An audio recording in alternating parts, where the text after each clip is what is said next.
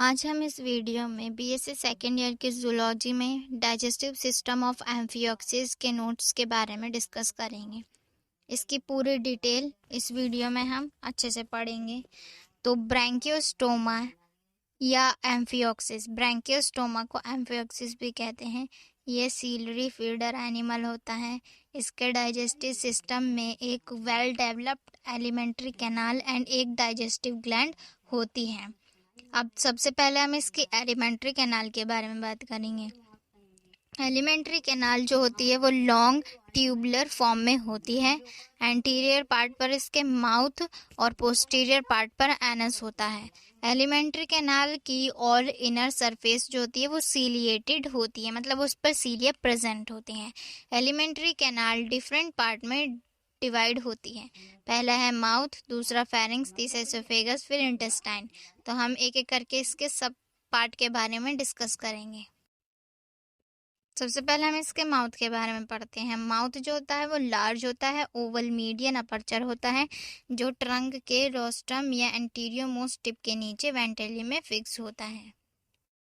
Mouth opening एक special structure द्वारा घिरी होती है जिसे ओरल हुड कहते हैं। अब हम इसके ओरल हुड के बारे में पढ़ेंगे। ओरल हुड जो होता है इसे व्हील ऑर्गन भी कहते हैं। ये इंपॉर्टेंट है, ये शॉर्ट नोट्स में भी पूछ लिया जाता है। तो ब्रैंकियोस्टोमा या सिफेलोकॉर्डेटा की डाइजेस्टिव सिस्टम में एक मेन स्ट्रक्चर होता है जिसे ओवल हुड कहते हैं।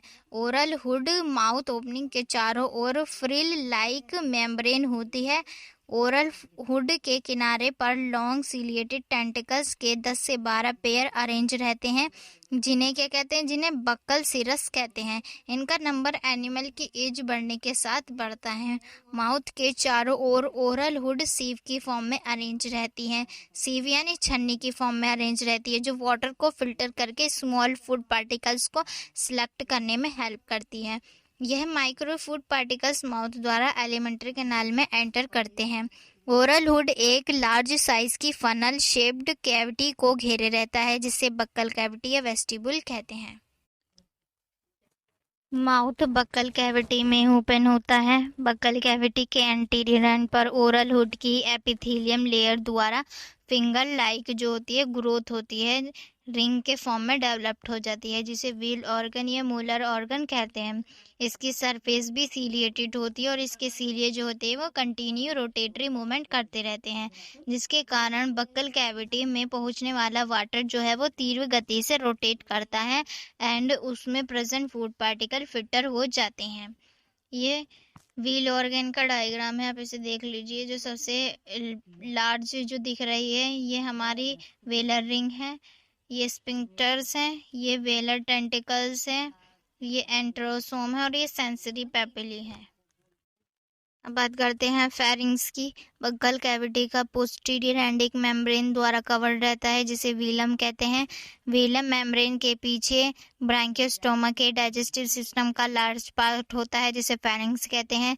व्हीलम की सरफेस पर प्रेजेंट सम सीलिएटेड टेंटिकल्स वाटर को फिल्टर करके फूड पार्टिकल को फेरिंग्स में ट्रांसफर करने में हेल्प करती हैं। फेरिंग्स ब्रैंकियोस्टोमा के बॉडी में अंदर की ओर अधिकतर हाफ एंटीरियर पार्ट को घेरे रहता है। फेरिंग्स की लेटरल वॉल पर 150 से 200 गिल स्लिट के पेयर प्रेजेंट होते हैं। 2 गिल स्लिट के मिडल पार्ट को गिल बार कहते हैं। अब इसोफेगस के बारे में पढ़ते हैं। फेरिंग्स पोस्टीरियर एंड पर एक नैरो ट्यूबुलर स्ट्रक्चर में रन करती है, जिसे इसोफेगस कहते हैं। इसोफेगस जो होती है वो शॉर्ट ट्यूब होती है। अब intestine elongated tubular like structure होती है, जो एब्डोमिनल कैविटी में अरेंज रहती है। इंटेस्टाइन में 3 पार्ट प्रेजेंट होते हैं, मिडगट, हिंडगट और रोस्टम। मिडगट इंटेस्टाइन का अगला चौड़ा भाग मिडगट कहलाता है, जो इसोफेगस के साथ अटैच रहता है। मिडगट एंड इसोफेगस के जंक्शन पॉइंट से एक आउटग्रोथ डेवलप्ड होती है, जिसे मिडगट डाइवर्टिकुलम कहते हैं। बात करते हैं हिंडगट की। इंटेस्टाइन का जो पोस्टीरियर पार्ट है वो हिंडगट कहलाता है, जो कि सीलिएटेड चैम्बर लाइक होता है, जिसे रेक्टम कहते हैं। ये हमारी एलिमेंट्री कैनाल का डायग्राम है, आप अच्छे से देख लीजिए और इसकी प्रैक्टिस कर लीजिए। अब हम डाइजेस्टिव ग्लैंड की बात करते हैं। एम्फियोक्सिस के डाइजेस्टिव सिस्टम में मिड गट डाइवर्टिकुलम की फॉर्म में एक डाइजेस्टिव ग्लैंड पाई जाती है जो कॉर्डेट्स में लीवर के समान होती है। मिड गट डाइवर्टिकुलम की इनर सरफेस के सीलिया द्वारा फूड मूवमेंट होता है। मिडगट डाइवर्टिकुलम में प्रेजेंट जाइमोजिन सेल से डाइजेस्टिव एंजाइम सिक्रिएट होते हैं जो डाइजेशन में हेल्प करते हैं। तो ये एक ऑब्जेक्टिव है कि कौन सी ग्लैंड सेल्स से हमारे डाइजेस्टिव एंजाइम सिक्रिएट होता है, वो सेल है जाइमोजिन सेल। तो अब हम इसकी फूड एंड फीडिंग मैकेनिज्म के बारे में पढ़ लेते हैं। तो सबसे पहले हम इसकी फूड के बारे में पढ़ते हैं। एम्फियोक्सिस फिल्टर फीडर एनिमल है, मतलब फिल्टर करके जो उसके छोटे छोटे फूड पार्टिकल्स होते हैं उनको खा लेता है। यह mainly protozoans, algae, diatoms, microscopic plants and larva etc को फीड करता है। अब हम इसकी फीडिंग मैकेनिज्म के बारे में पढ़ते हैं। एम्फियोक्सिस ओरल हुड की हेल्प से वाटर को फिल्टर करके फूड फाइंड करता है। फूड पार्टिकल्स ओरल हुड से फिल्टर होकर वेस्टिबुल में चले जाते हैं। व्हील ऑर्गन के रोटेटरी मूवमेंट द्वारा फाइन फूड पार्टिकल्स फिल्टर